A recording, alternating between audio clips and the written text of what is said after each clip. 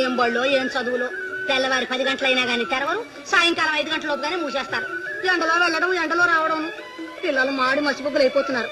ఇదిగో ఏమండి, ఆ స్కూల్ వేళలు కాస్త మార్పించలేరు? పెద్ద రావు బహదూర్ అంటూ మెడల చోట తగిలించు తిరగకపోతేను. ఎంత మాట ఈ మెడలంటే సామాన్యం అనుకున్నావటే? రవి అస్తమించని ఆంగ్ల సామ్రాజ్య ప్రభువులు సగౌరవంగా పిలిచి రావు బహదూర్ బిరుదు ఇచ్చి సత్కరించారు. ఏమనుకున్నావా?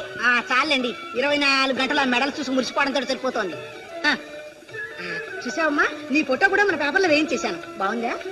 ఏం బాగోలే. అదేమ్మా, నువ్వు నాన్న కూడా ఉంటే ఎంత బాగుంది. నా తల్లి అదా. విన్నారా, అమ్మాయికున్న తెలివితేటలు కూడా లేకపోయాయి మీకు.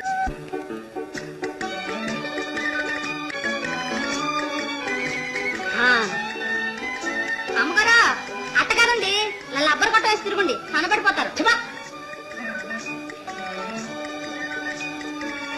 దుర్గం గారు, దుర్గం గారు, కనకదుర్గం గారు ఉండండి.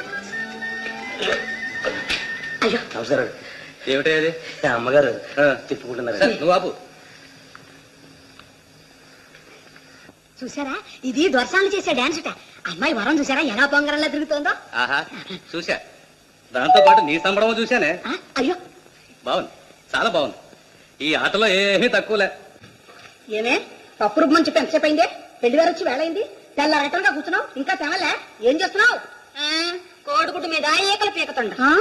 లేకపోతే ఏంటమ్మా, పిండి రుబ్బుతుంటే ఇల్లు సిమ్మన్నారు, ఇల్లు సిమ్ముతుంటే బట్టలు తొక్కమన్నారు, బట్టలు తూతా ఉంటే మళ్ళా పిండి రుబ్బమన్నారు. అంటావే పనున్నాడు అన్ను? మీకే నోరుంది అంటారు. ఏమన్నావు మళ్ళీ? అంటాను, భయం ఏంటి? మీకున్న నోరు ఈ పేటలో ఊరికే లేదు. రావు బహదూర్ గారి భార్యని కనకదుర్గమని నన్ను ఇంత మాట అంటావా? నిన్ను డిస్మిస్ చేయడా? పోతా, ఇప్పుడే పోతుంటా.